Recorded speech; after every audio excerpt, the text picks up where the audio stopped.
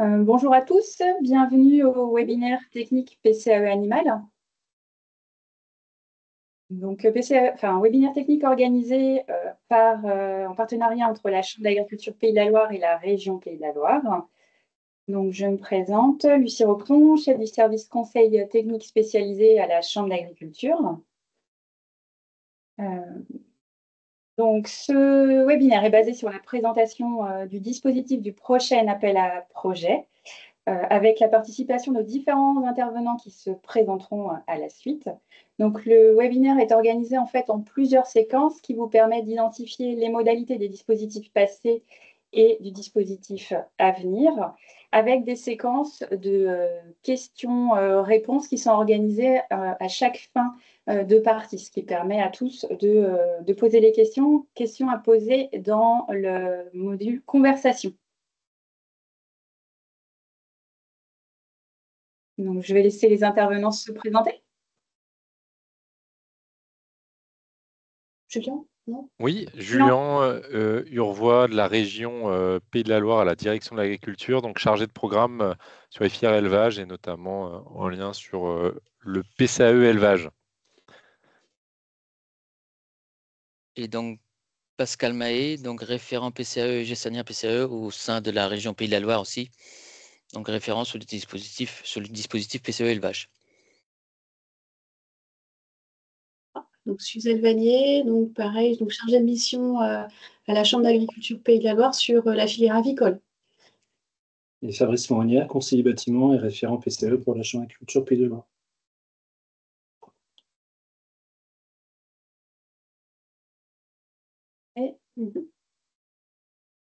Bonjour.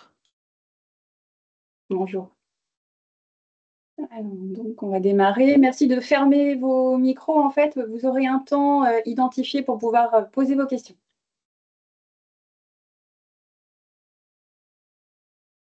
Donc voilà, c'est ce qu'on vous précise dans les modalités d'échange, pas de micro. Dans le module conversation, vous pourrez inscrire vos questions au fur et à mesure des diapos qui arrivent, et puis on a un temps dédié à chaque question. Si on n'a pas réponse en fait durant le webinaire, vous aurez à disposition une grille FAQ, donc un fichier qui vous sera mis en ligne, et ça vous permettra ensuite de compléter si vous avez d'autres questions à la suite. Donc, on vous présente le déroulé du webinaire, donc avec un retour sur l'ancienne programmation, le rappel des échéances, un bilan en fait sur l'appel à projet 2023 et le nombre de dossiers, un bilan sur le premier AP 2024, le second, et ensuite les modalités 2025 et les évolutions et les suites données à ce webinaire. Vous laissez la main? Ouais. Du coup, Suzette, tu mets le lien sur... Ouais. Donc, on va vous mettre le lien sur la conversation Teams. On va vous mettre le lien sur le fichier où vous pourrez poser vos questions. Donc, un fichier Drive partagé. Et du coup, on essaiera de répondre au fur et à mesure des questions. Du coup, pour commencer, un petit rappel sur l'ancienne programmation, donc 2015-2022. C'est un rappel notamment en termes de délai. Donc, on avait déjà évoqué ça plusieurs fois.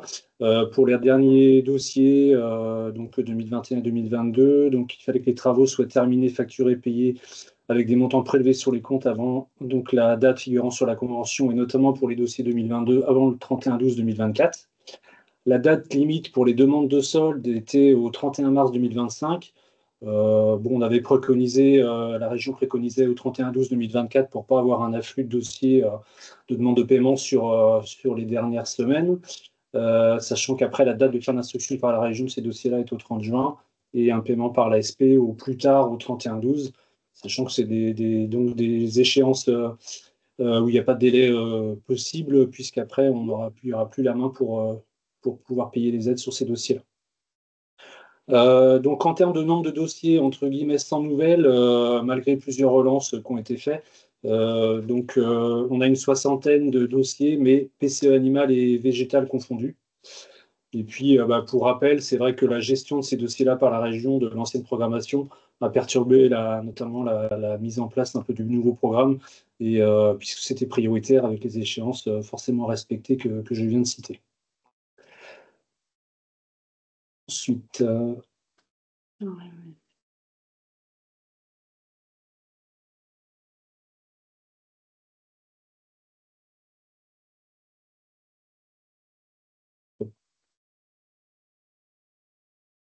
Je pense.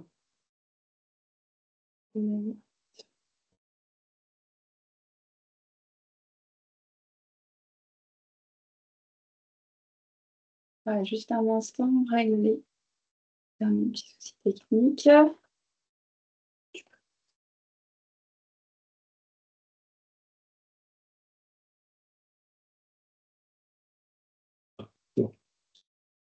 Donc un rappel sur donc, le premier appel du programme, donc le PCE 2023. Donc le tableau que vous voyez donc, à l'écran, c'est donc il y a eu 856 dossiers déposés. Et donc avant instruction, cela représentait donc un besoin d'enveloppe de 28 405 000. Bien sûr, ça c'est donc des montants avant instruction, rejet de certains dossiers, éventuellement plafonnement de certains investissements par rapport au coût raisonné ou retrait de certains investissements non éligibles dans les dossiers. Au final, suite à l'instruction, la diapositive suivante, donc sur les 856 dossiers déposés, 806 ont été retenus. Donc suite à du coup, un comité de sélection qui a eu lieu pour cet appel-là au 31 octobre 2024. Et donc on arrive à une enveloppe nécessaire de 25 millions. 25 millions. Donc vous avez la répartition par département avec notamment la Mayenne qui a le plus grand nombre de dossiers déposés et donc l'enveloppe nécessaire la plus importante. Ensuite, vous avez donc la répartition par production.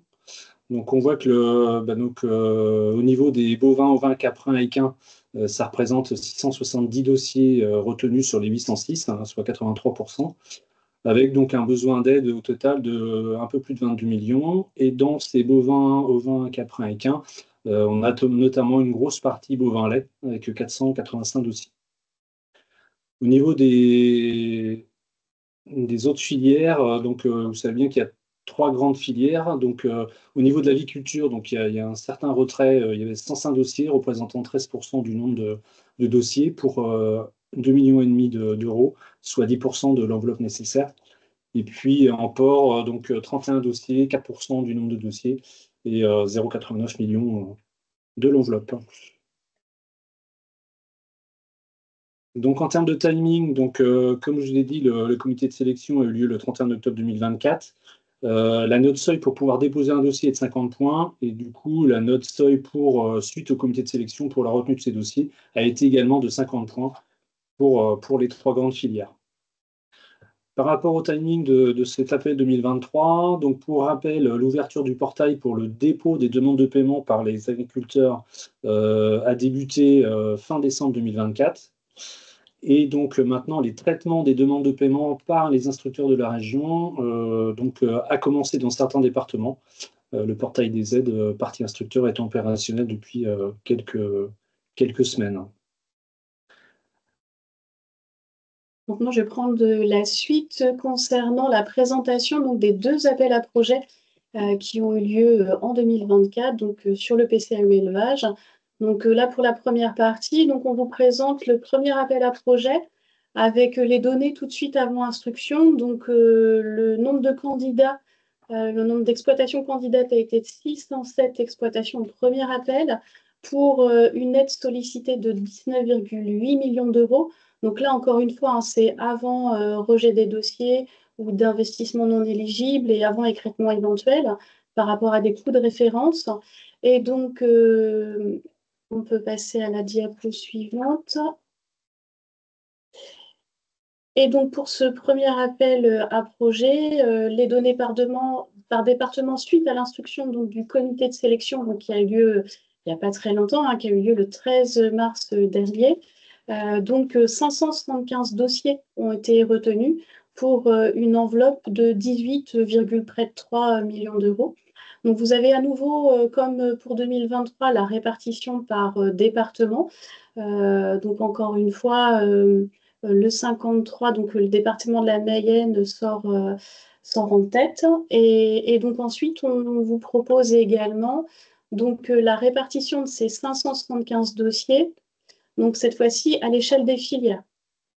Et donc, on voit à nouveau qu'effectivement, comme le disait tout de suite Fabrice, donc le bovin lait, donc il n'y a pas le pourcentage, mais pour autant, on représente une majeure partie des dossiers et que toutes les filières sont représentées. Donc, 2 dossiers en lapin, 2 dossiers en gibier, donc qui sont plutôt affectés à la filière volaille. Donc, en volaille, on a 84 dossiers sur la totalité, et puis 21 dossiers porc, et puis tout le reste, donc plutôt la partie bosse, donc bovin, ovin, caprin.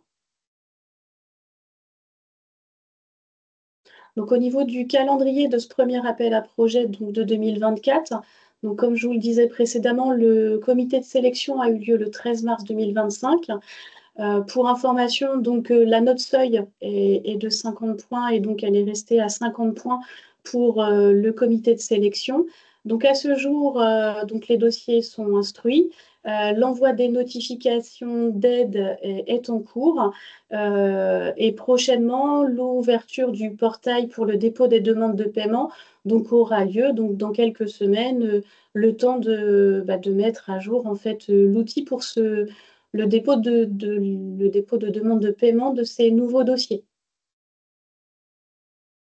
Maintenant, concernant le deuxième appel à projet 2024, donc, qui a été ouvert du 2 septembre 2029 au 29 novembre 2024.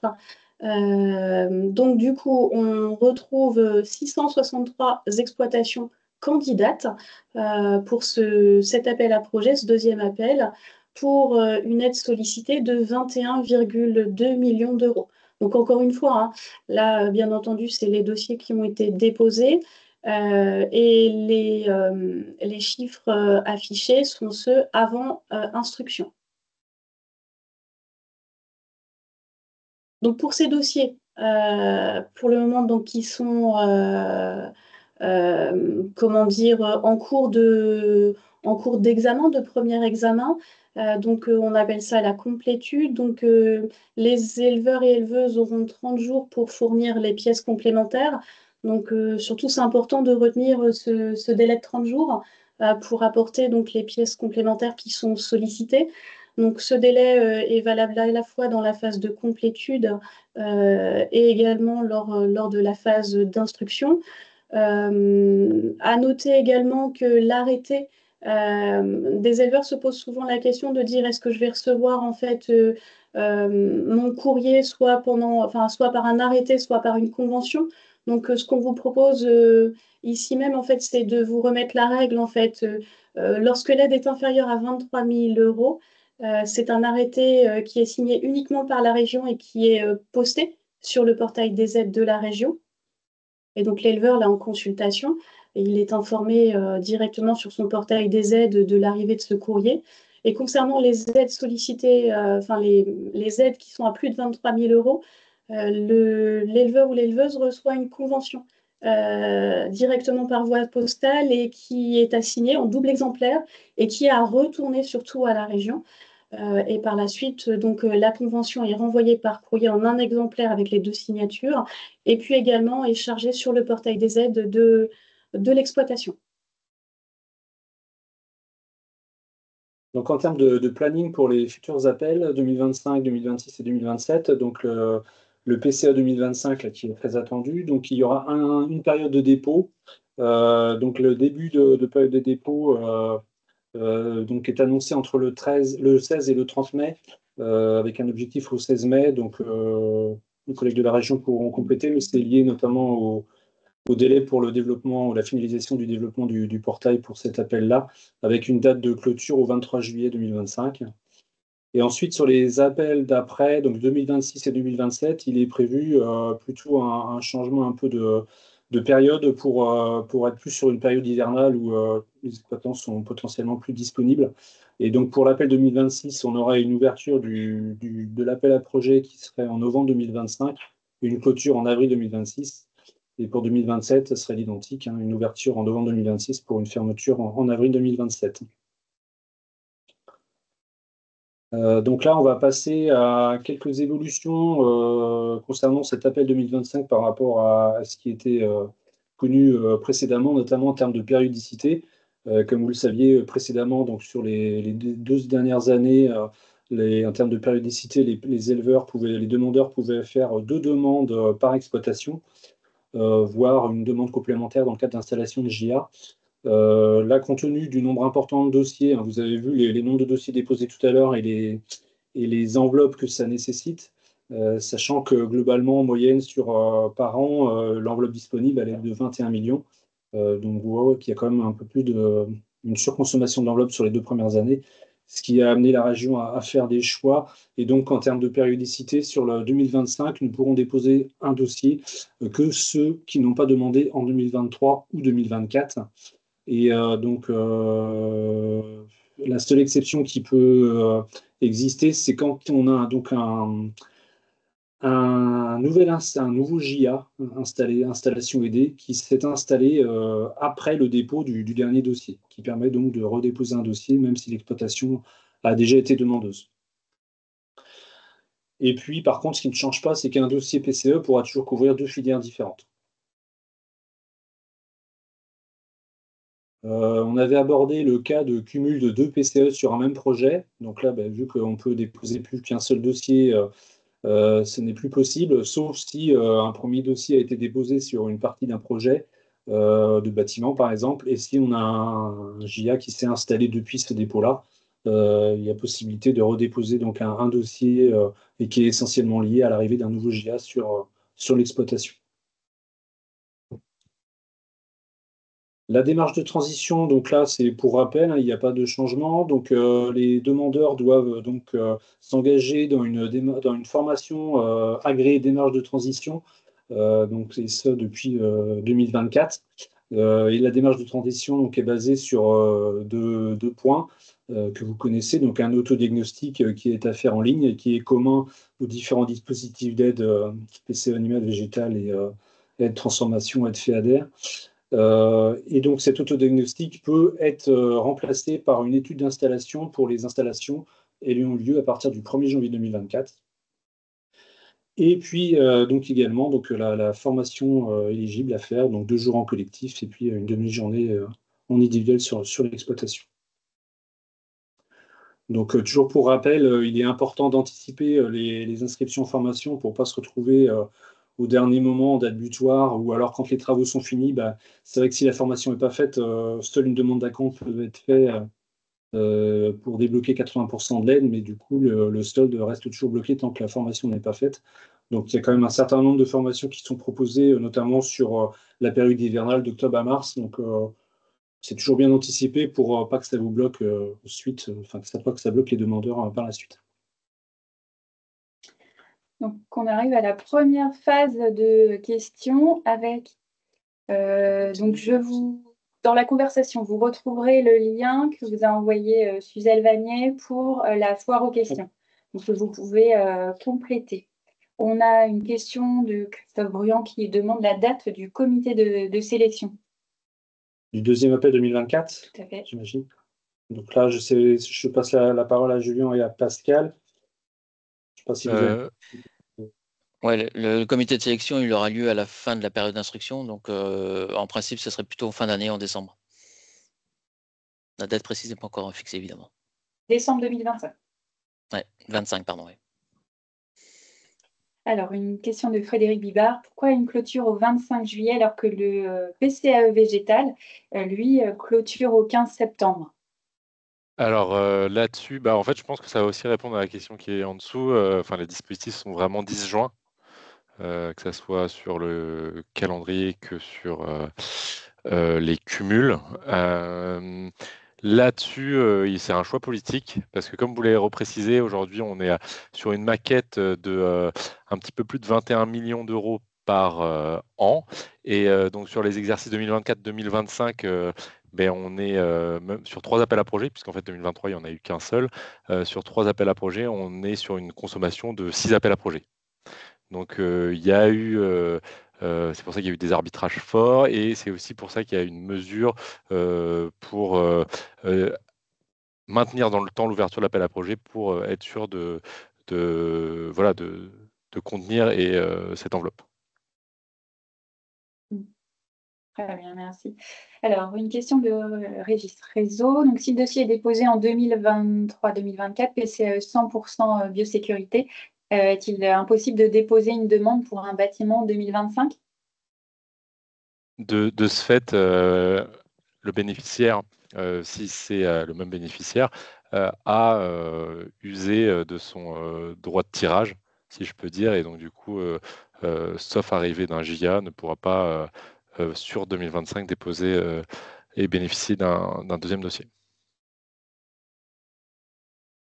Alors, n'hésitez pas à poser vos questions. Donc, c'est dans l'onglet Conversation sur la droite.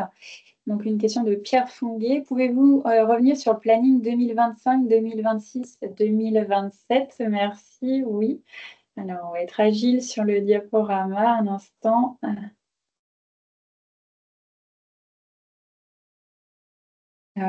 Voilà, vous le retrouvez ici. Donc, entre le 16 et le 30 mai, jusqu'au 23 juillet pour cet appel de printemps. Le prochain, on va être sur une programmation du coup 2026 avec un novembre 2025 jusqu'à avril 2026. Et ensuite, on sera sur la même période, novembre 2026 à avril 2027.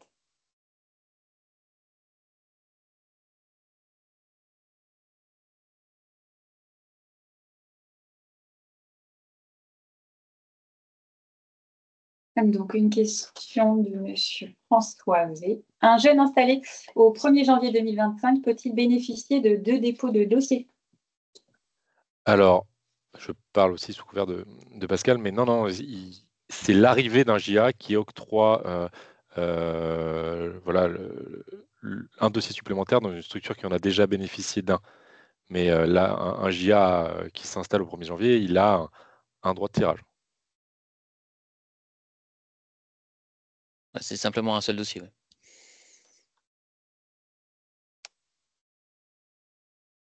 Très bien, merci. Donc, a priori, la séquence première question touche à sa fin. Du coup, on va poursuivre. Alors, ce qu'on vous propose dans la suite de ce webinaire, c'est d'évoquer les plafonds et d'évoquer également donc, les évolutions. Donc, pour cette première partie, donc, on est plutôt sur un rappel. Au niveau du plafond de base pour toutes les filières, donc, le dossier qui sera déposé sera limité à un plafond de 80 000 € d'investissement éligible, donc toujours hors taxe, hein, on parle toujours en hors taxe. Concernant les filières volailles, lapins et porcs, si on retrouve dans le projet une dépense de biosécurité structurante et ou prioritaire, dans ces cas-là, en fait, le plafond du dossier peut être augmenté de 20 000 €. Donc, on arrive à un plafond de 100 000 € hors taxe.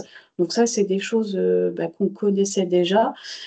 Et ça, bien entendu, on a souvent cette question-là. Donc, dès lors que l'investissement est bien repéré dans le règlement comme étant un investissement de biosécurité prioritaire et structurante, c'est quel que soit le montant de cet investissement, effectivement, il pourra ouvrir pour les dossiers donc volailles, lapins et porcs, la possibilité du plafond des 20 000 € supplémentaires.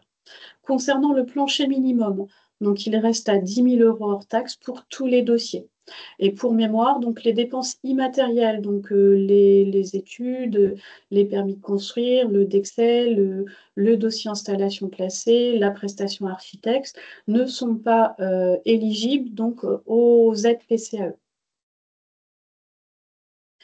Maintenant, concernant les évolutions, concernant ce dossier PCAE élevage, la première évolution, c'est la mise en dormance des dossiers de biosécurité liés à la gestion sanitaire. Auparavant, il y avait la possibilité de déposer un petit dossier qui avait pour plancher 5 000 € hors taxe et qui avait pour plafond 20 000 € hors taxe. La suite à un arbitrage régional, ce dossier de biosécurité qui était plutôt alloué à la filière volaille, porc et lapin est plutôt mise en dormance dans l'immédiat.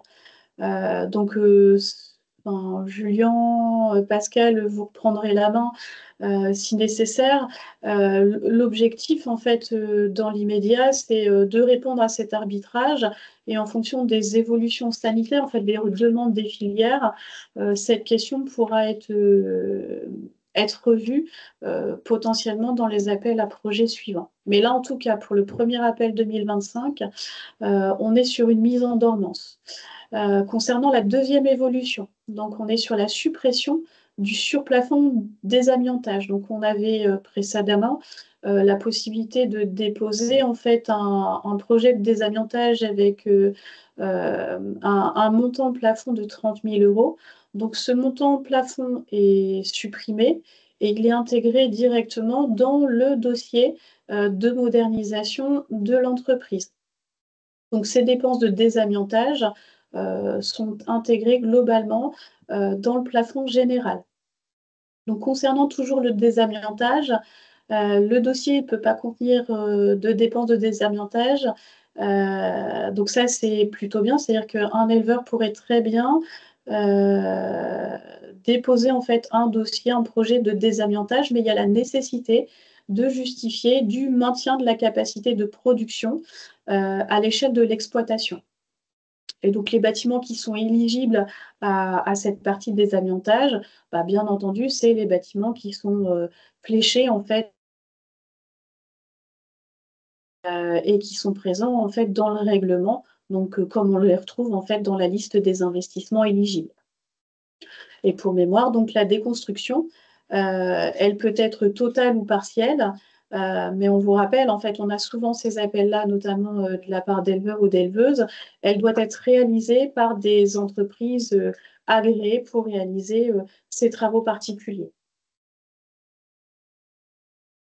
Alors, concernant la modulation GAEC, donc bien entendu, cette évolution, elle est valable pour toutes les filières.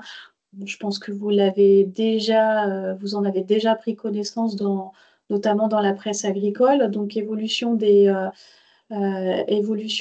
coefficients. Donc, pour un associé, bien entendu, on reste à 1. Concernant AGEC, à 2 associés, on a un coefficient donc, qui a été revu et arbitré par le Conseil régional à 1,4. Et puis, pour 3 associés et plus, donc un coefficient arbitré à 1,6. Voilà. Donc, vous retrouvez globalement dans le tableau synthétique toutes les possibilités. Donc, avec dans un premier temps, la première ligne, le cas donc, général, le cas général. Et puis, dans la deuxième ligne, donc, pour les exploitations portées avec un projet avicole, cunicole ou porcin, qui ont en fait une dépense de biosécurité structurante, donc qui amène les plus 20 000. Et vous retrouvez globalement dans ce tableau de synthèse toutes les possibilités qui sont offertes pour les GAEC en fonction du nombre d'associés. Concernant le taux d'aide, donc ça, il n'a pas évolué, donc c'est pour rappel.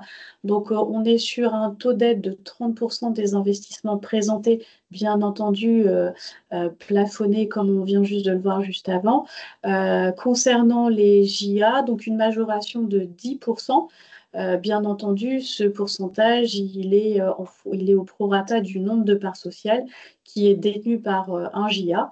Et donc, vous retrouvez juste en dessous, encore une fois, le tableau synthétique avec les pourcentages calculés en fonction de la situation dans la société, si effectivement le JA est associé avec d'autres exploitants. Concernant maintenant la grille de sélection, donc les principales évolutions sont la mise en dormance du bonus pour les petites filières. On avait un plus 20 points pour les projets qui étaient portés sur une filière dite à enjeu de pérennité. Donc après arbitrage régional, donc pour le moment cette mise en dormance est faite. Donc pour ce premier appel à projet 2025, en sachant que la note minimale pour le comité de sélection est basée à 50 points. Et puis Fabrice vous en parlera un tout petit peu juste après. Donc une petite évolution quand vous voyez pour le type de porteur de projet à plus 50 points, une petite évolution dans la terminologie et puis dans la définition que vous verrez juste après. Donc pour le nouvel installé, l'ENI. Voilà. Mais on vous détaillera ça juste après.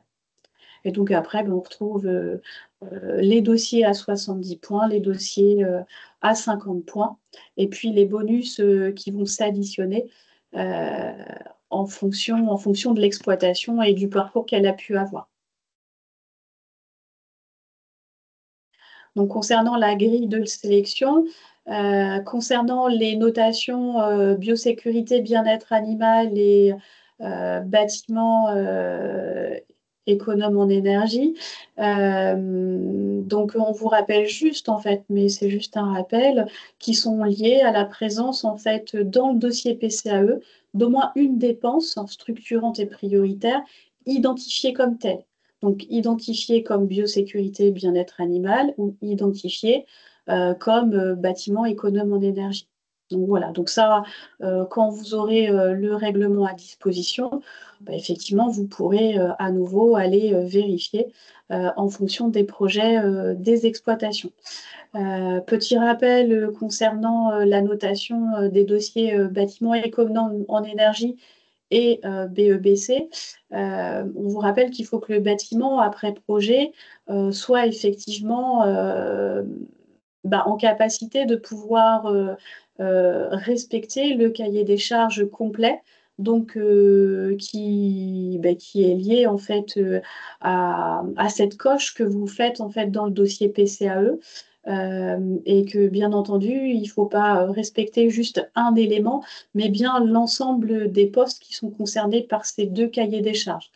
Voilà pour ça. Et puis, autre précision peut-être importante dont tu me faisais part, Fabrice, c'était également le fait que pour pouvoir prétendre en fait à cette notation bâtiment économe en énergie, il faut effectivement présenter un investissement qui soit dans la liste. Si par exemple un bâtiment est déjà dit BEBC et qui ne présente pas d'investissement, aucun investissement de ce type dans le dossier, il ne pourra pas prétendre en fait à la note BEBC par exemple. Voilà, donc pas les 70 points. On arrive à la seconde phase des questions. Donc, j'ai vu qu'il y en a une qui reprenait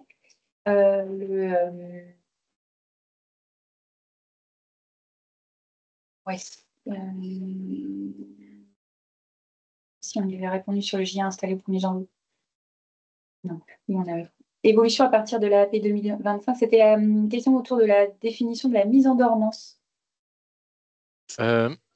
Sur donc, la mise en dormance, donc c'est des évolutions qui ont été actées, mais sur lesquelles en fait, la région garde une vigilance, c'est-à-dire que ce n'est pas une suppression, c'est alors là c'était sur le cadre de la biosécurité sanitaire. Comme on voit que la situation sanitaire a pu s'améliorer par rapport à la crise de grippe aviaire qui a pu être observée, il me semble que c'était en 2023, du coup la région a mis en dormance ce module, mais garde bien une vigilance là-dessus et réactivera ce module avec vraiment agité pour pouvoir répondre si jamais la situation sanitaire se dégrade à des problèmes autour du sanitaire et de l'investissement sur le sanitaire. Et donc sur la première question, je pense que en effet toutes les évolutions qui sont présentées sont à intégrer à compter de l'appel à projet qui ouvrira du coup mi-mai, donc le 16 mai, date ambitionnée. Donc voilà. Alors, on nous signale des problèmes techniques pour la saisie dans la foire aux questions. C'est en lecture seule le fichier. Non. Ah. Et donc, alors, donc Frédéric Bibard qui souligne que la filière cuivre-nickel n'était pas a priori informée de cette mise en dormance. Alors, cette mise en dormance du bonus, alors ce qu'il faut bien comprendre, c'est que aujourd'hui, la note minimale, c'est 50 points, et que les filières donc, qui étaient à enjeu de pérennité, ce bonus n'apportait pas forcément différenciation à la sélection du dossier. Donc, il a été proposé, sachant que cette notation minimale de 50 points et en fait est nécessaire, en fait, le bonus n'avait pas forcément d'utilité dans la notation. Après, voilà, la mise en dormance, c'est de la même manière que la biosécurité, on reste vigilant si des tensions d'enveloppe venaient à se confirmer dans le temps, de réactiver ce bonus si on devait changer la note minimale. Sur la représentativité de la filière cunicole, il y avait bien donc des représentants de l'interprofession. Donc c'était une réunion le 4 novembre dernier où il a été acté ces arbitrages autour de la grille de sélection. Et c'est bien reprécisé aussi par Anne-Laure. Ah, plus loin, d'accord, très bien. Tout à fait. Donc voilà, c'est reprécisé sur les personnes présentes. Alors c'est toujours autour de cette mise en dormance, mais a priori, je pense que les éléments ont été apportés. Si ça concerne que la biosécurité volaille liée à la grippe aviaire. D'accord, oui, c'est ça. Alors, question de Nicolas Lucas, donc concernant les robots traite sur les robots d'alimentation et les robots aspirateurs à lisier, est-ce qu'ils seront toujours bien éligibles? Est-ce que si un éleveur a un ancien robot, son nouveau robot plus économe en énergie sera-t-il compatible avec le PCAE? Il n'y a pas de changement par rapport à ces investissements-là. Et donc, le règlement PCE indique que le renouvellement à l'identique n'est pas éligible, mais du coup, s'il y a une avancée technique présentée, l'investissement peut être retenu. Ça, c'est donc les aspirateurs alisés, où ils sont toujours éligibles dans la ligne hydrocurage-raclage. Et puis, il faut bien que l'exploitant présente des arguments précisant que le nouveau robot est bien plus performant que le précédent, quoi. Sinon, ce sera considéré comme du renouvellement à l'identique. Alors, une question de Guilmal sur un dossier déposé pour un GAEC avec l'arrivée d'un jeune en cours de route. Est-ce qu'il y a possibilité de déposer un nouveau dossier s'il y a une installation au 1er janvier 2025? Est-ce qu'il est possible pour la société de déposer un autre dossier en 2025? Oui, donc on rentre dans la dérogation qu'on a dit tout à l'heure, c'est-à-dire que le GAEC a déjà déposé, si je comprends bien, un dossier sur les années précédentes.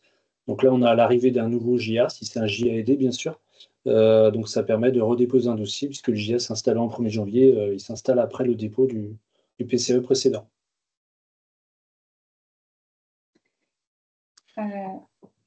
Voilà, donc on a après Anne-Sophie Legonidec qui reprécise les éléments de calendrier donc, sur les informations qui ont été transmises au conseil d'administration d'Interlab.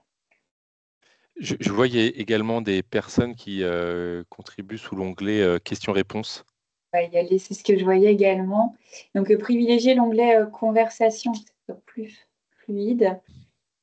Donc, une question sur l'impossibilité de déposer 2 dossiers pour le même projet. Effectivement, ça a été précisé concernant les modalités. Maintenant, c'est une société, une demande.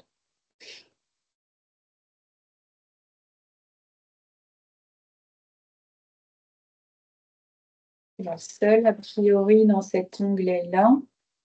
On revient sur conversation.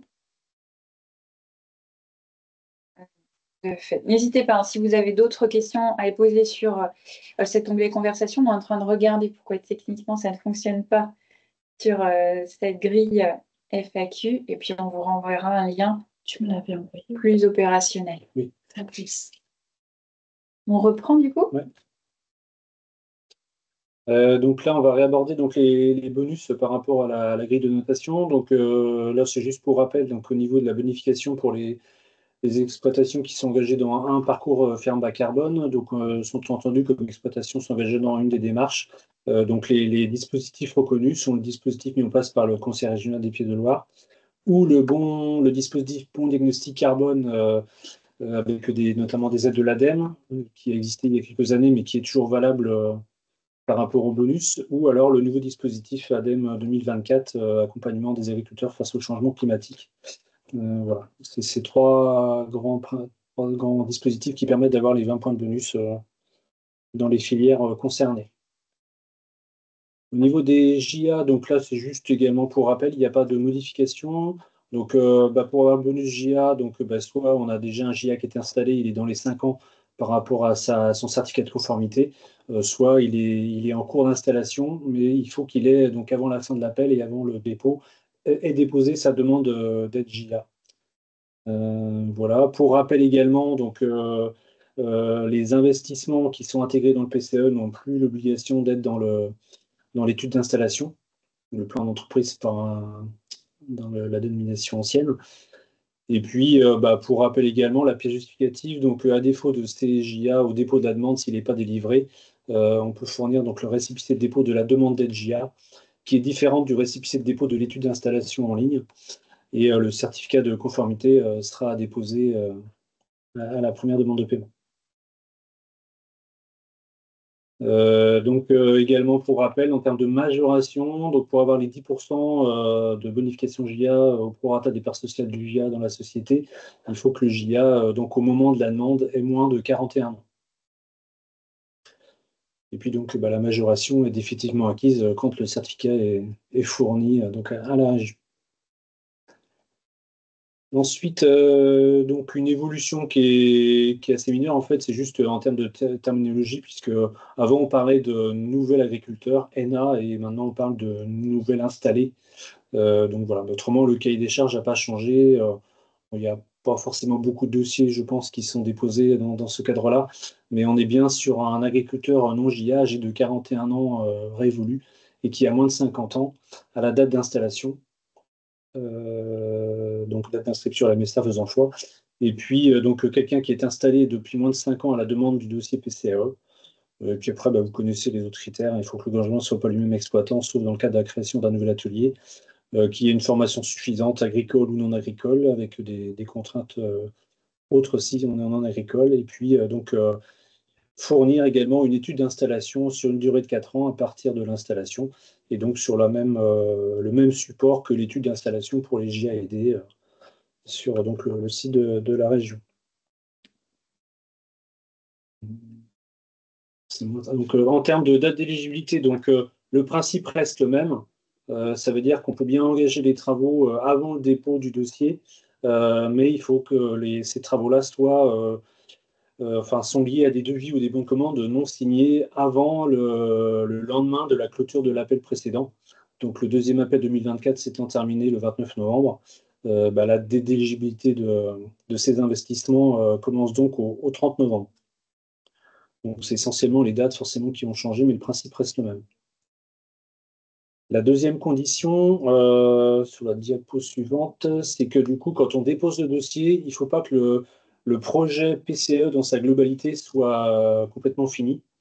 Donc ça veut dire qu'il faut qu'il y ait au moins une ligne d'investissement qui a été intégrée dans le PCE, qui soit réalisée après le dépôt du dossier. Et il faudra donc apporter une preuve probante de ce cas-là. Donc on parle notamment de factures avec une mention sur la facture de date de livraison ou de date de montage, par exemple. Voilà. Donc ça, je ne sais pas si la région peut rajouter quelque chose par rapport à ça, s'ils ont déjà eu le cas à traiter, sans doute pas pour l'instant. Mais bon, il faut bien une preuve avérée comme quoi une édition de facture après le dépôt ne suffit pas. Et puis, au niveau des coûts raisonnables, donc c'est également un rappel. Donc, c'est vrai que c'est peut-être pas assez explicite sur le portail, puisqu'en fait, quand on est en dessous de 25 000 euros, un seul devis suffit. De 25 000 euros à 100 000 euros, 2 devis. Et supérieur à 100 000 euros, c'est 3 devis, mais c'est pour des investissements qui ne sont pas dans des référentiels existants. Et le manque peut-être d'information, c'est un éleveur lambda qui dépose tout seul ne sait pas forcément quels investissements sont dans les référentiels ou pas. Bon, après, l'idée, c'est qu'il dépose un devis et que s'il y a besoin de devis complémentaires, la région, en cas de l'instruction, reviendra vers eux pour avoir des devis complémentaires. Donc, on arrive à la nouvelle séquence de questions en lien avec les sujets abordés et éventuellement des reprises pour des sujets précédents.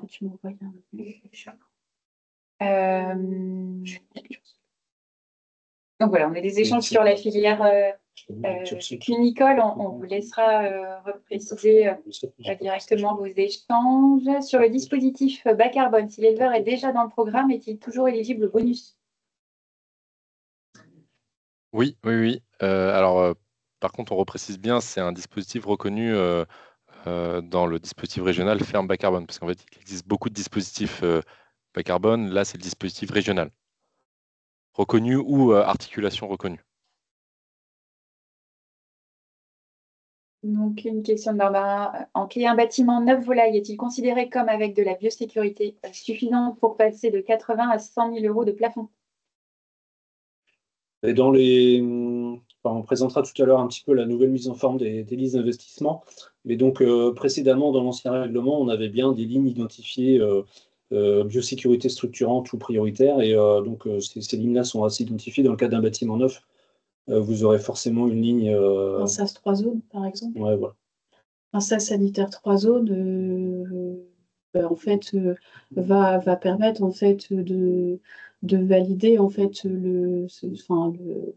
le plus 20 000 euros d'investissement éligible de par la biosécurité structurante. Donc oui, la réponse à cette question particulière est oui. Alors, une question de Régis Réseau sur la production de porcine sur les investissements en biosécurité sol. Est-ce qu'ils sont bien aussi mis en dormance? Alors, c'est le dossier de sécurité sanitaire qui est mis en dormance. Par contre, les investissements qui faisaient partie de ces dossiers-là sont quand même restés éligibles et peuvent être présentés dans un dossier classique. Et Cécile Blanchard interroge en comparant le PCAE animal et le PCAE végétal sur des modalités justificatives sur du réalisé ou du facturé. Sur le PCAE végétal, c'est facturé.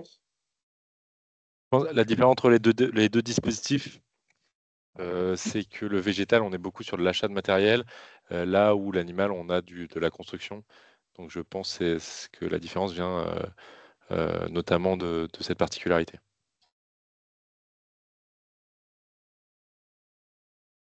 Bien, on arrive au bout des questions sur cette séquence. N'hésitez pas à compléter si une question vous revient, même sur le tout début de la présentation, c'est fait pour ça.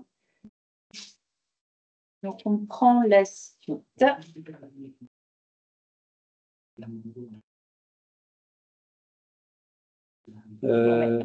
Oui, donc là, on arrive du coup au seuil spécifique de certaines filières. Donc, en fait, les seuils qui existaient en ovin et en équin sont supprimés. C'est tout récent. Par contre, du coup, il y a un gros changement au niveau de la filière équine où on était sur une justification des demandeurs sur la base de 5 UGB qui pouvaient intégrer soit des poulinières, des étalons ou différents équidés, des poulains notamment. Et là, on est sur un seuil donc à 10 poulinières.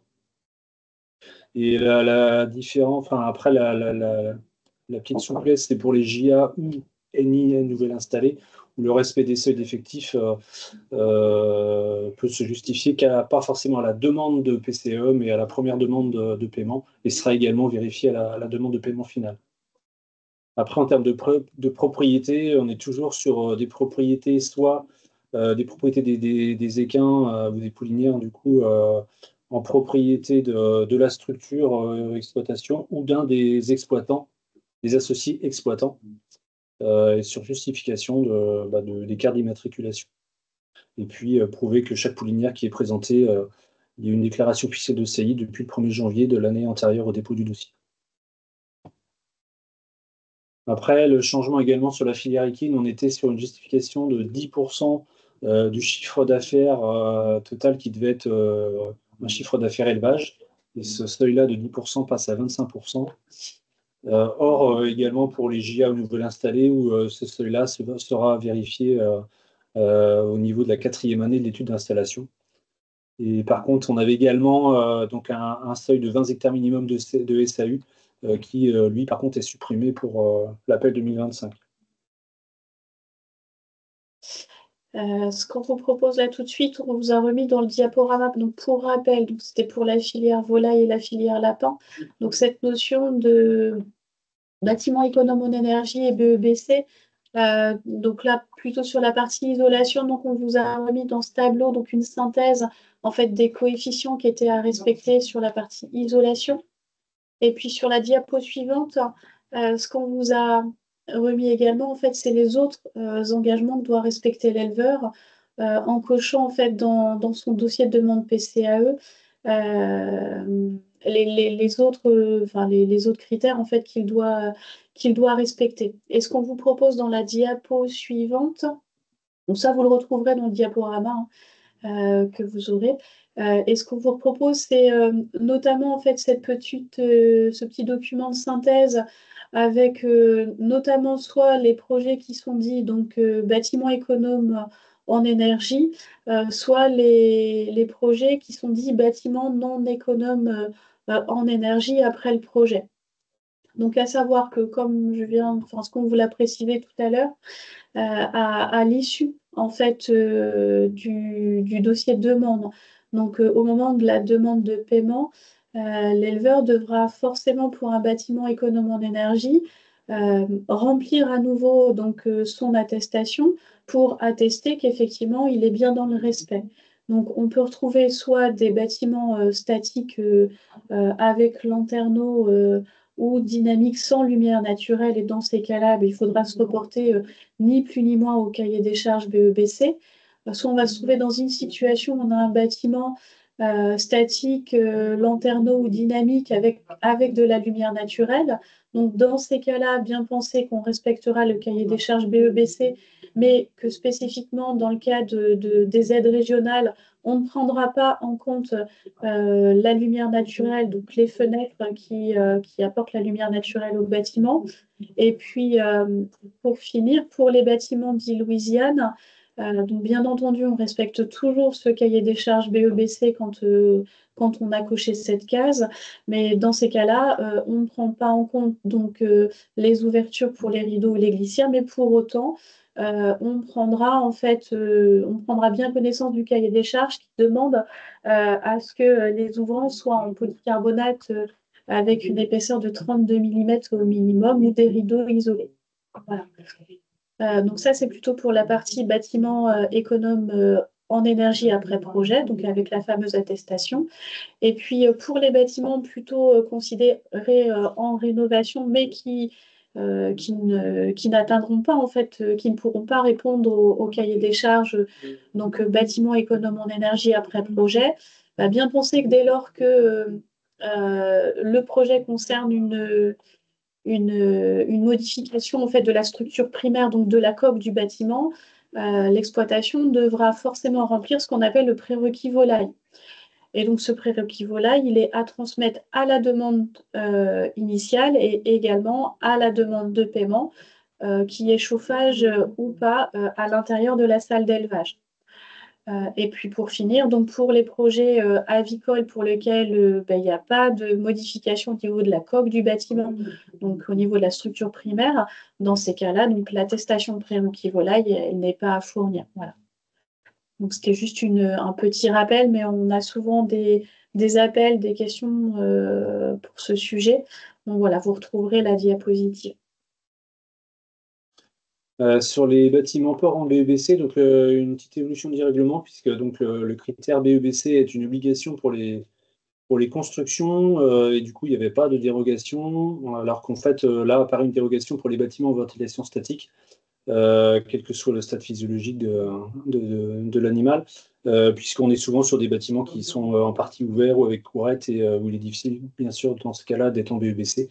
Donc là, c'est une dérogation qui a été intégrée qui est assez cohérente par rapport au principe de bâtiment.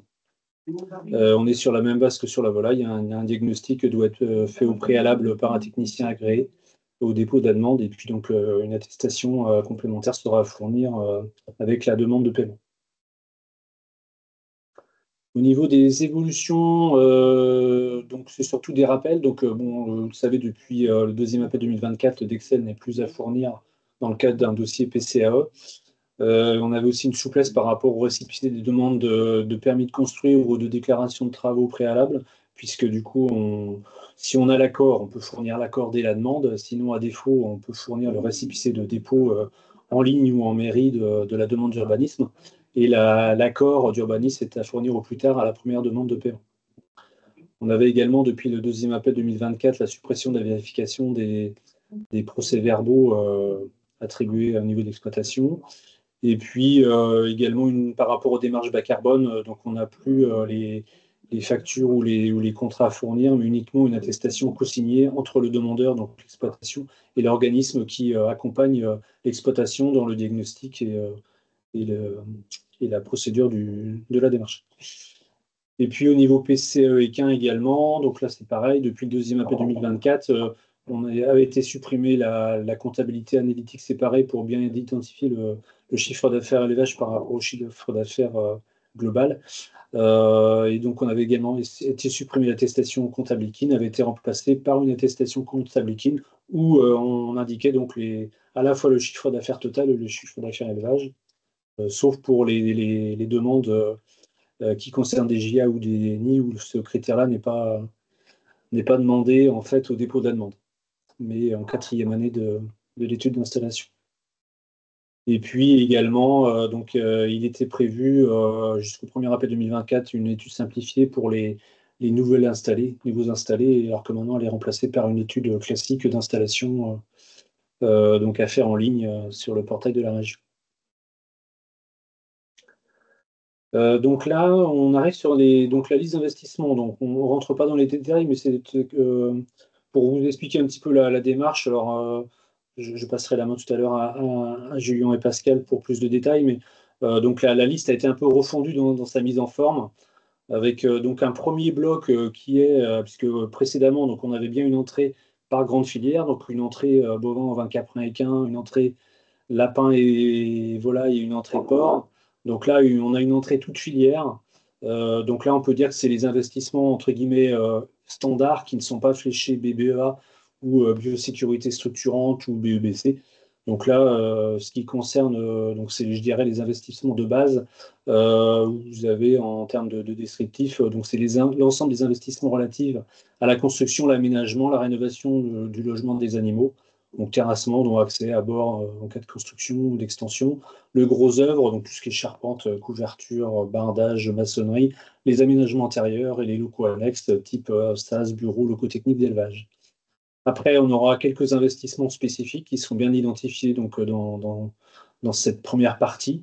On aura également des investissements spécifiques liés à la réduction des émissions de gaz et des déjections qui seront identifiés dans le détail. Et puis, on aura également des investissements spécifiques liés aux filières lait et à la filière équine. Ensuite, on aura donc un deuxième bloc qui, du coup, reprendra les investissements qui sont dans les cahiers des charges BE, BC et BE, qui ne seront pas repris tels quels dans le règlement, mais qui sont repris dans les attestations ou diagnostics de ces deux filières, enfin de ces trois filières avec le lapin. On arrive après à un autre bloc où là, on entre dans les listes des investissements éligibles BBEA. Donc là, les investissements seront bien spécifiés et on aura deux entrées. Les investissements BBEA qui concernent les filières bovins, ovins, caprins, équins, et puis les investissements BBEA qui concerneront plutôt les dossiers avicoles, cunicoles et porcs, avec le détail de certaines spécificités pour les filières porcs et les filières œufs, volailles, repro, gavage, lapin et gibier à plumes. Et puis, donc après, le dernier bloc ou l'avant-dernier, c'est plus les investissements qui seront identifiés en termes d'investissements structurants prioritaires. Donc, si je reprends la question qui a été posée tout à l'heure sur la construction d'un bâtiment avicole neuf, vous seront identifiées les lignes qui permettent le passage du coût de 80 000 à 100 000 euros d'investissement éligible. Et le dernier bloc, c'est du coup le bloc désamiantage. Donc, les investissements, le désamiantage est éligible par rapport à tous les bâtiments qui sont éligibles à la modernisation dans le cadre du PCAE. Donc ça va du bâtiment d'élevage au bâtiment annexe, laiterie, salle de traite, aire d'attente, locaux techniques, sanitaires ou sellerie en équin. Et puis pour finir, donc là par contre on a des évolutions en termes d'éligibilité par rapport à la filière équine, où sont retirés des investissements éligibles les douches, marcheurs, solarium et rondes à Vrincourt. Et puis on avait certains investissements qui étaient fléchés BBEA, donc notés 70 points, qui restent éligibles mais notés 50 points. Qui concernent donc les barres d'échographie, salles de soins, salles de monte, zone d'embarquement des chevaux, DAC et la lisse en filière équine qui est éligible dans la limite de 250 mètres linéaires. On arrive à cette nouvelle séquence de questions qui a suscité pas mal de questions. Donc, on va reprendre. Ouais. J'en profite pour préciser que oui, la foire aux questions, si elle ne fonctionne pas, enfin, ça a encore été signalé, on va trouver la solution et on reprendra les questions que vous avez mises dans la conversation, que l'on réintégrera dans la foire aux questions, parce que si vous êtes posé des questions là, d'autres se la posent également. Donc, concernant donc une question de Pierre Fonguet concernant le niveau de formation initiale d'un jeune agriculteur doit être au minimum de quel niveau? Pour un jeune agriculteur installation aidée, Oui. de toute façon, c'est les mêmes critères pour qu'il s'installe avec les aides. Il doit respecter certains critères de formation et c'est ces critères-là. Après, nous, au niveau du PCE, la seule contrainte, c'est plus par rapport aux nouveaux installés qui ne sont pas JA, du coup. Et là, du coup, les niveaux de diplôme ont été précisés tout à l'heure, sachant que le support, du coup, sera mis en ligne sur l'espace PC animal de la Chambre de la Culture, on vous le dira tout à l'heure. Mais, voilà. Alors, un JA qui a déjà réalisé un premier dossier PCE en 2024, peut-il annuler son premier dossier pour en faire un plus gros en 2025, puisqu'il n'a pas la possibilité de déposer 2 dossiers? Là, je passe la main à nos collègues de la région. Alors, dans la mesure où le dossier n'a pas encore été sélectionné par le comité de sélection, effectivement, le demandeur peut annuler une demande. Par contre, s'il a été sélectionné, il compte pour un dossier. Et donc, il ne peut pas redéposer. Il ne peut pas redéposer. Ouais, voilà. Donc ça veut dire que les dossiers déposés en 2023 et 2024, les comités de sélection sont passés, donc le dossier ne peut pas être annulé. C'est le premier appel 2024 et 2023, oui. Donc, question de Jean-Marc Pilet. Pourquoi ces nouveaux seuils en filière équine qui vont anéantir le nombre de dossiers déposés alors que cette filière ne consomme qu'une partie infime de l'enveloppe? Et il y a non remise en question sur les autres filières. Alors, on entend hein, les questions. Donc, c'est un arbitrage qui a été pris en connaissance par les élus de la région.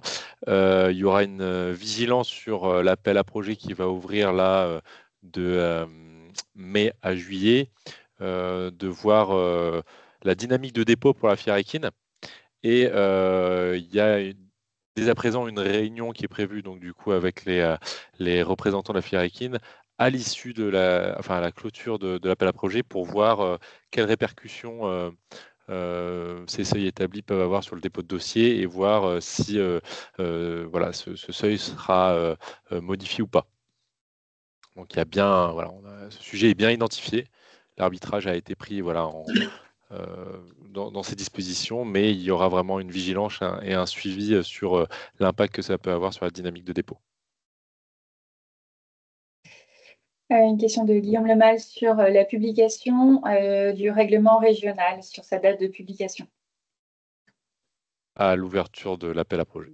Donc Monsieur Lemal précisait le 15 mai, donc ce sera peut-être, ce sera d'ici le 30 mai en fait ce qu'on précise. Voilà. Alors, une question d'Antoine Pinon. Comment faire pour agréer des nouveaux techniciens groupement pour valider le BEBC, les prérequis? Il n'y a pas de liste de techniciens agréés en BEBC.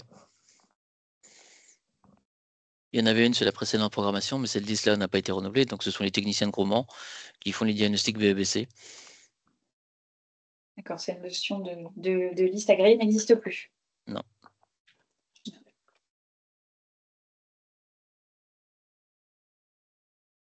Alors, une question de Jean-Marc Pilet sur le JA en équin. Est-ce que c'est un JA qui dispose d'une aide des JA? Parce que jusqu'à maintenant, il pouvait avoir juste moins de 41 ans et installé depuis moins de 5 ans. Donc, c'est la définition du JA, en fait. Oui, alors c'est vrai que je suis peut-être passé un peu vite dessus. Il y a eu un changement quand même important sur le nouvel installé en équin, puisqu'avant, les nouvelles installés en équin avaient moins de 41 ans et étaient JA ou non JA. et était dérogatoire notamment aux 20 hectares de SAU et au seuil de chiffre d'affaires élevage. Et en termes d'harmonisation, alors Julien pourra peut-être compléter, mais du coup, c'est une harmonisation par rapport aux autres filières et par rapport aux démarches d'installation où maintenant, en fait, on a soit un JA qui est installé à moins de 41 ans, ou alors on a un NI, qui soit équin ou pas équin, qui est installé après 41 ans.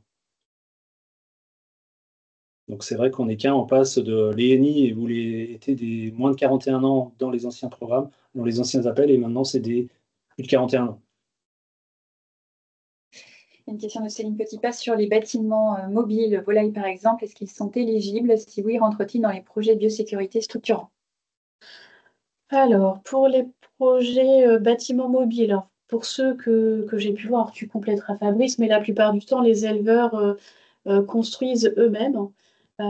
Et dans ce cadre-là, ben, ils ne sont pas retenus dans le PCAE, puisque dans le règlement PCAE, c'est écrit qu'en fait, tous les travaux de charpente, de couverture doivent être faits par une entreprise. Et donc là, c'est pas le cas. Mais pour autant, oui, en fait, un bâtiment mobile monté par une entreprise pourrait se voir éligible. Et puis concernant la biosécurité structurante, ben, on vous laissera regarder le détail. Le détail, en fait, quand vous aurez le règlement à consultation, en fonction du projet, notamment de l'entreprise, d'aller regarder en fait les investissements qui sont retenus comme biosécurité structurante. On pourrait imaginer, par exemple, un sas sanitaire à l'échelle de l'exploitation qui pourrait effectivement potentiellement apporter en fait ce plafond des plus 20 000 dès lors qu'effectivement sur l'entreprise, on a un sas sanitaire 3 zones à l'échelle de la zone professionnelle. Voilà. C'est un élément de réponse. Après, la réponse est à faire en fonction du projet particulier d'un exploitant. Donc, une question de Stéphane Coutan sur la communication qui va être réalisée, puisqu'il y a eu un changement de règle en fait en cours de route et qui rend difficile en fait le conseil à apporter. Et les projets qui sont démarrés depuis déjà plusieurs mois, où il faut informer finalement d'un changement auprès d'éleveurs qui étaient auparavant éligibles et qui ne le sont plus. Quelle communication va être mise en place? Alors, je pense qu'il doit y avoir un webinaire politique qui doit se porter. Sinon, je n'ai pas connaissance d'une campagne de communication précise là-dessus. Là où le point de vigilance je pourrais apporter, c'est que voilà, les éleveurs s'engagent lors du dépôt d'un dossier sur une réglementation définie. Et c'est vrai que les fonds européens font qu'il y a une rigueur de contrôlabilité qui est très très forte. Et également le fait qu'on soit dans une dynamique de dépôt très élevée avec voilà, des tensions budgétaires font que il faut être vraiment vigilant de ne pas concevoir la subvention comme acquis avant le dépôt du dossier, avant sa sélection du dossier. Parce qu'en fait, il peut avoir plein de règles. En fait, le demandeur s'engage sur une réglementation votée et il ne faut pas que la subvention soit un élément acquis dans le montage du projet. Alors, une question de Frédéric Vivard sur la rénovation des couvertures. Est-ce qu'elle fait son retour ou est-elle définitivement écartée dans ce nouveau règlement? Et après, je pense qu'il n'y a pas forcément de changement par rapport aux rénovations de couverture. Après, ce qui avait été dit dans un webinaire précédent, c'était qu'en fait, la rénovation de couverture peut être éligible si elle apporte un bonus technique. Ça veut dire que si on prend l'exemple d'une couverture en bac à scie aujourd'hui sur une stabulation, qu'on enlève pour mettre une couverture isolée, donc on a bien une plus-value technique et là on est éligible. Ou alors il faut que ça soit lié à une modification éventuellement de couverture pour améliorer la ventilation. Après, à l'inverse, ce qui avait été dit, c'est si on enlève un fibrociment non amianté, je parle, et qu'on met un bac acier avec du photovoltaïque, c'est non éligible, puisque même si ce n'est pas un renouvellement à l'identique, bien sûr, ce qu'on change de matériau, sur l'usage, ça reste le même usage. Et l'usage est plus lié à la mise en place du photovoltaïque que par rapport à l'amélioration technique du bâtiment. Très bien. Mais ça, il n'y a pas de changement par rapport à ce qui a pu être dit précédemment. Donc là, c'est une demande qui est faite aux participants en fait de la part de Véronique Montabry qui travaille à Vivea et en fait revient sur les formations qui sont obligatoires et il précise que Vivea, les organismes de formation ont des difficultés pour mettre en relation l'offre et la demande. Et donc, elle propose en fait aux participants de ce webinaire de transmettre l'offre de formation au fil de l'eau afin qu'ils puissent la prescrire aux demandeurs d'aide qu'ils suivent. S'ils en sont d'accord, il faudrait le fichier des participants. Donc ça peut être tout simplement fait, voilà, sauf si une personne ne souhaite pas être signalée en tant que participant. On considère que vous êtes d'accord et on pourra mettre le lien, en fait, le fichier emailing des personnes inscrites et qui ont participé à ce webinaire pour faciliter en fait cette mise en relation. Donc, si vous ne souhaitez pas communiquer votre adresse mail, merci de le signaler dans la conversation et vous serez retiré. Sinon, on convient que c'est OK pour tout le monde. Alors, question de Christophe Bruand. Quels sont les investissements prioritaires de la filière port? Les investissements, enfin, on ne va pas rentrer dans les détails, mais il n'y a pas de changement. Enfin, on a retravaillé, enfin, ça a été retravaillé avec la région sur les investissements prioritaires, mais on ne va pas énumérer les investissements prioritaires qui permettent de passer à 100 000 euros. Ça sera identifié clairement dans le règlement et vous aurez bientôt à disposition. Alors, tout le monde a hâte de voir ce règlement. Donc, Séverine Louvagie, à quelle échéance le règlement par rapport à la liste des dépenses éligibles sera-t-il disponible? Donc, à l'ouverture, pour pouvoir informer les agriculteurs et savoir s'ils déposeront ou non un dossier. C'est pour pouvoir anticiper l'ouverture. Donc, ce qu'on a bien compris, c'est que c'est sur la deuxième quinzaine de mai. Mais voilà, il y a vraiment une attente forte. Après, ce qu'il faut retenir, c'est que même si la mise en forme de la liste d'investissement a été modifiée, la liste d'investissement reste à l'identique, sauf en filière équine, ce qu'on a présenté tout à l'heure. Oui, il y a très peu de changements dans les investissements de biosécurité structurante ou prioritaire, y compris BBA. Hein. Mais ça a été présenté, c'est présenté différemment.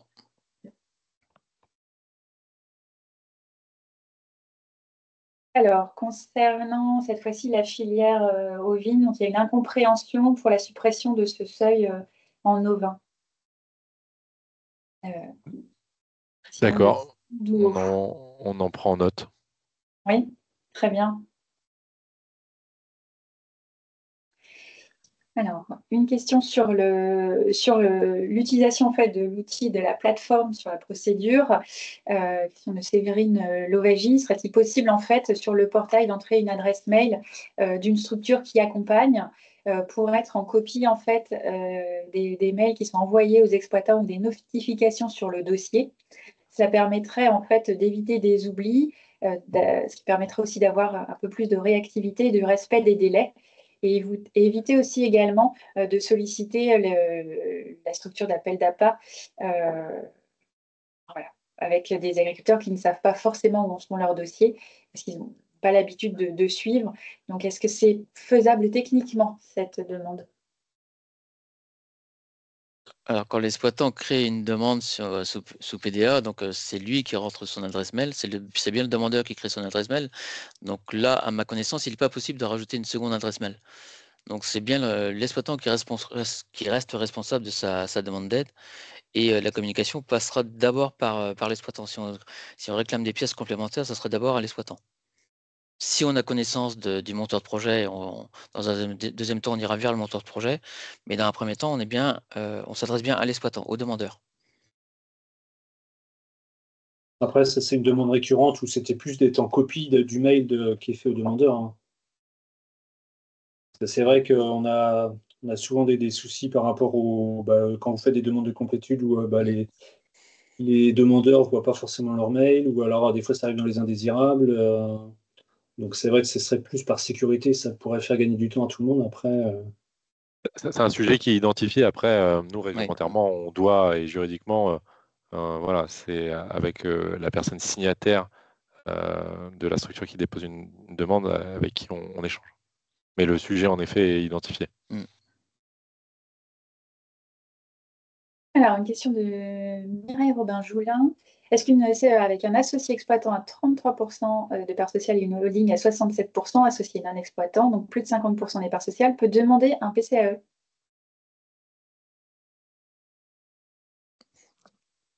Alors, je n'ai pas bien compris. Il y a un associé exploitant individuel, enfin, Oui. un associé Ouais. exploitant À 33%. 33%. Mm. Oui, oui, une là, part c'est sur trois, éligible. pour moi, oui. Là, c'est éligible, ouais. C'est éligible à condition que l'associé exploitant soit bien Soit pas dans les GIA. conditions. Soit bien dans les conditions d'âge. Ouais, c'est plutôt ça, Mm. les Et 64. sur le côté JA, ça rentre pas en compte, Pascal? Non, non, non, non, pas là. Ok, ça marche.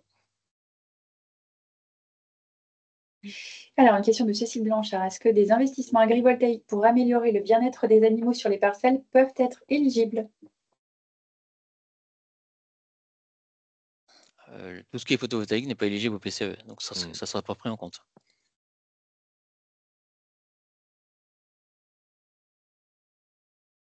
Donc, question d'Antoine Pinon. Pour un dépôt de dossier, est-ce que le siège social de l'exploitant Nouvelle-Aquitaine ou l'adresse du site alors, voilà. Est-ce que ce qui est pris en compte, c'est l'adresse du siège social de l'exploitant ou bien l'adresse du site où il y a les travaux qui est pris en compte? Donc ça, c'est indiqué dans le règlement. Donc c'est le siège social.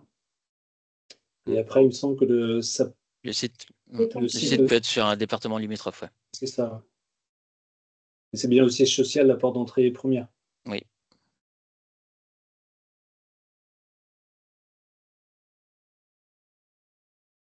Alors, un partage en fait d'expérience de Frédéric Bibard qui précise que pour la Nouvelle-Aquitaine, en fait, sur leur portail, donc ils ont un espace où il y a l'accompagnant et le service instructeur se tournent vers en fait la structure qui accompagne avant l'exploitant. Donc peut-être, voilà, c'est ce partage sur cette utilisation-là, sur cette plateforme-là en Nouvelle-Aquitaine qui est possible. On échange hein, avec notamment la Nouvelle-Aquitaine, donc je leur poserai la question. Donc, a priori, nous arrivons à la fin de cette séquence de questions. Ah, Monsieur Bruin n'a pas entendu la réponse sur l'agrivoltaïsme n'est pas éligible. Non, c'est ce qui a été précisé en fait. Si on reprend sur notre dernière slide.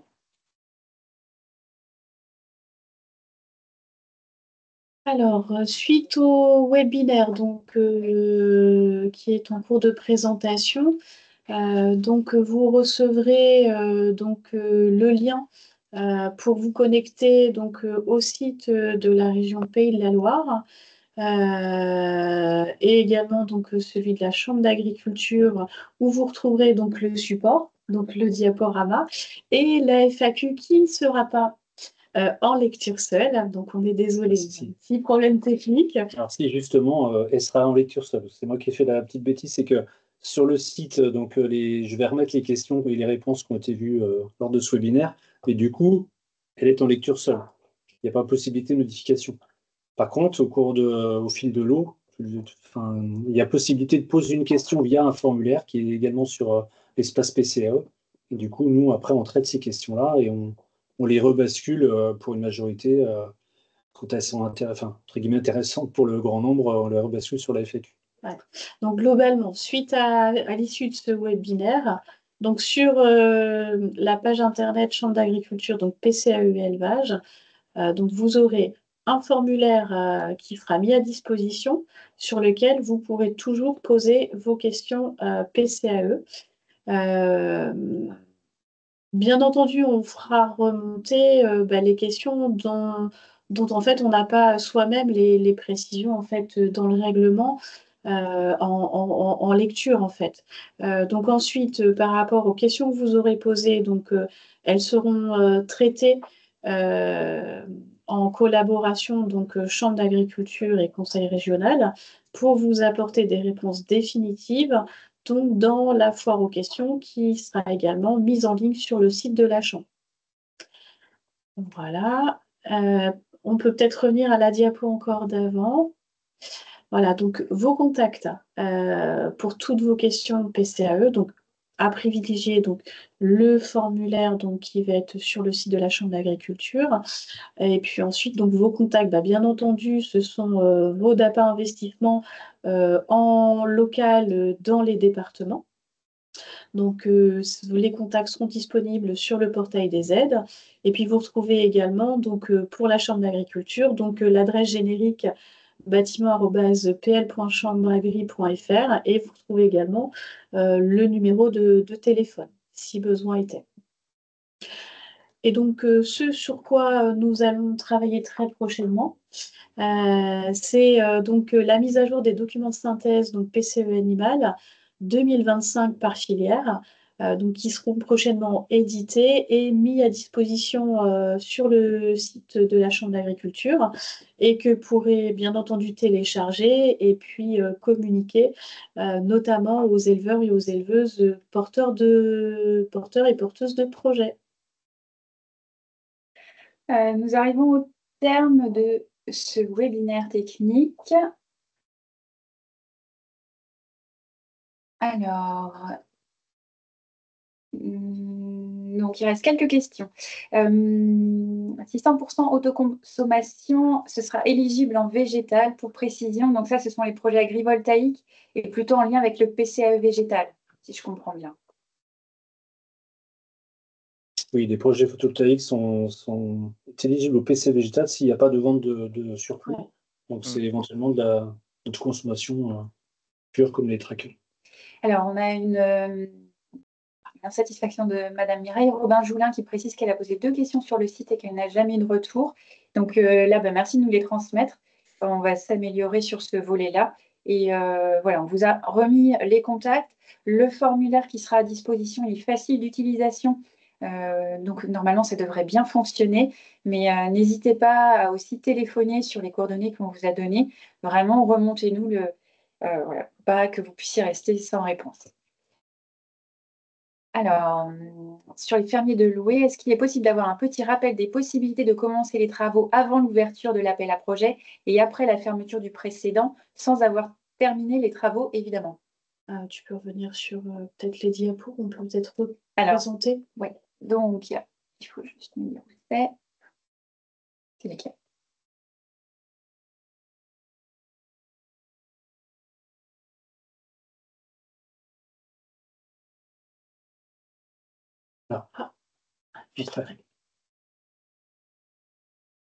Oui, donc comme dit précédemment, donc les investissements peuvent être commencés avant le dépôt du dossier. Par contre, dans le règlement, donc faut qu'ils soient liés à des devis ou bons de commande signés à partir du 30 novembre, qui correspond au lendemain de la clôture de l'appel précédent. Et après, donc la deuxième condition, il faut que les travaux ne soient pas terminés quand on dépose le dossier. Et donc, il faut apporter une preuve probante lors de la demande de paiement. Donc, avec plusieurs exemples. Alors après, je ne sais pas si vous pouvez compléter au niveau de la région, mais il a été identifié des mentions sur les factures, de date de livraison ou de montage, une attestation éventuellement de l'artisan. Est-ce que ça peut fonctionner? Oui, vas-y, Vas-y, Pascal. Julien. Non, vas-y. En fait, il faut vraiment que les travaux soient pas achevés. Donc, il nous faudra un document, soit une facture postérieure, de toute façon, ou alors un autre document qui atteste bien que les travaux ne sont pas terminés au moment du dépôt de la demande d'aide. Et ça, pour le moment, on n'a pas suffisamment de recul par rapport à ce qu'on va recueillir. Nous, en tant que service instructeur, on se retournera vers les exploitants pour avoir des compléments d'information si effectivement on s'aperçoit que la dernière facture est antérieure au dépôt de la demande. Et donc, on ira vérifier si effectivement il y a eu des travaux qui ont été réalisés après. Et donc, c'est là qu'on verra quels sont les documents qu'on peut récupérer auprès de l'exploitant. Aujourd'hui, il n'y a pas une liste définie de documents, donc je ne peux pas vous répondre avec précision sur ce qu'on va solliciter. Ça sera à voir en fonction du dossier, des éléments qui nous sont présentés au moment de la demande de paiement.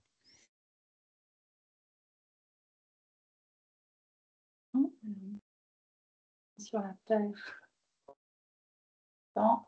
Ah là.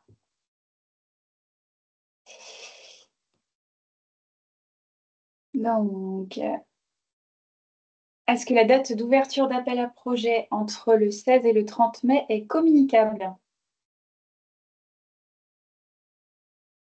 C'est l'ambition affichée, c'est le 16 mai. Et voilà, nous, on s'est mis une date limite du 30 mai, donc on vous le dit aujourd'hui. Oui, c'est communicable, oui. C'est Oui. communicable, donc. Oui, oui, oui. Ça permet d'anticiper, hein, c'est par rapport à l'intervention précédente, donc très bien. Une question sur un devis datant d'avant le 30/11/2024, mais valide après le 30/11, est-il valable pour la demande? Ouais, alors après, où c'est compliqué, c'est que si le devis il est édité avant le 30/11, c'est bon. Par contre, ce qui compte, c'est la date de signature. Et parfois, sur les devis, le devis il est signé, mais il n'y a pas de date de signature qui accompagne la signature. Donc, je pense que Pascal, tu me reprendras, mais si vous n'avez pas de date de signature, vous allez sans doute peut-être prendre en compte la date d'édition du devis. Exactement. Exactement, ouais. À partir du moment où on aura la signature de l'exploitant ou d'un associé exploitant, on considérera qu'il y a engagement de travaux et donc on ira vérifier la date où ça a été signé ou la date d'édition du devis.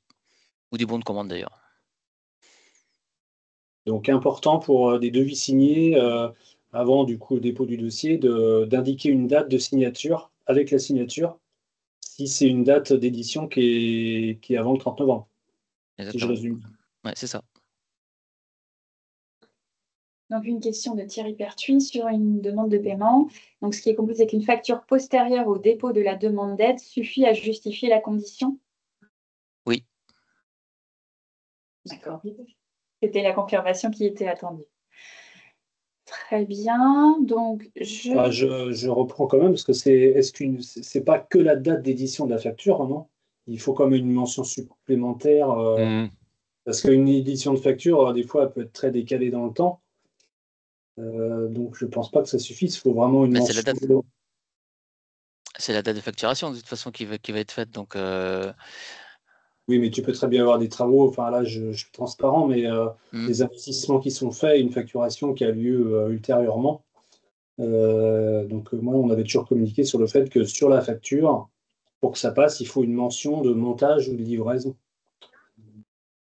Ou alors ouais, une effectivement. Oui, oui, effectivement. Ouais, ouais. Autant pour moi.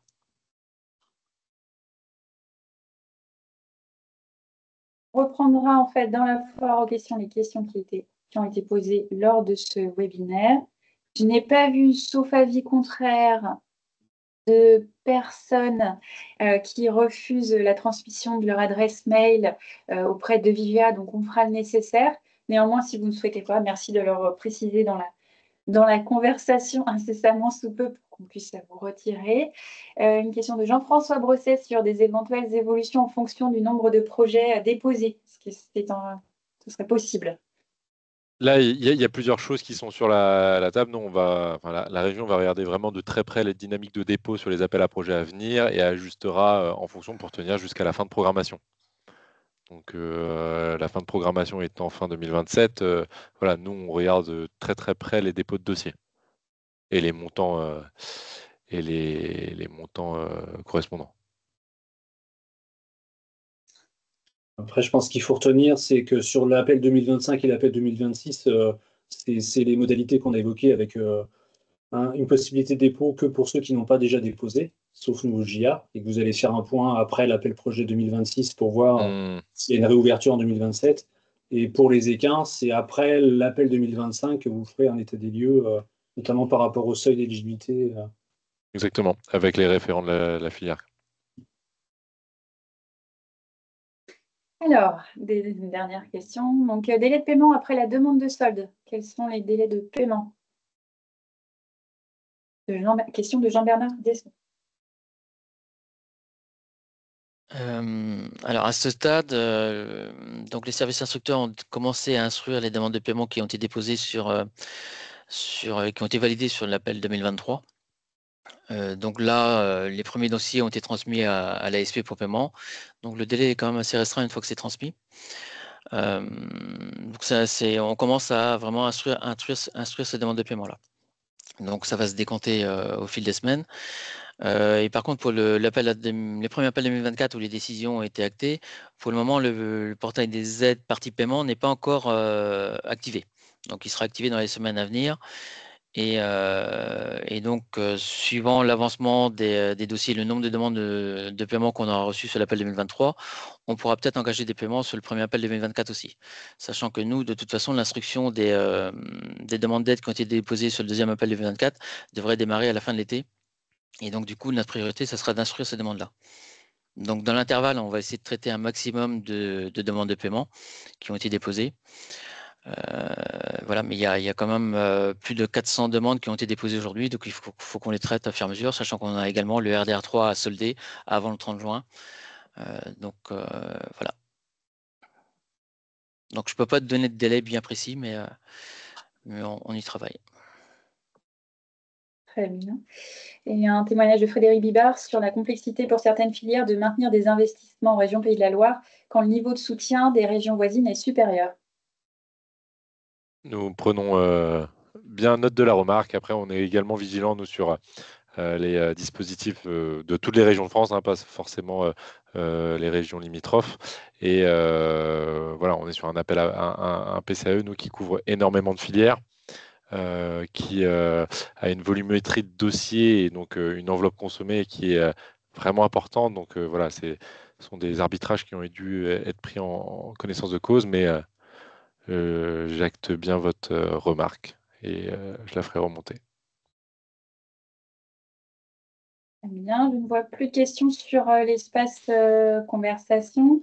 Je tenais à vous remercier. Vous avez été plus de 95 participants sur ce webinaire technique PCAE Animal. Communication que l'on a souhaité conserver tôt par rapport à la sortie du règlement pour que vous puissiez anticiper les premiers messages apportés aux éleveurs. Donc voilà, avec un règlement qui va sortir sous peu, d'ici cette deuxième quinzaine de mai, qui est attendue avec impatience. Merci beaucoup à tous pour votre participation. Nous vous enverrons un petit questionnaire de satisfaction très simple pour améliorer les prochains webinaires techniques et n'hésitez pas à revenir vers nous. Je vous souhaite une très belle fin de journée. Au revoir. Au revoir. Au revoir. Au revoir.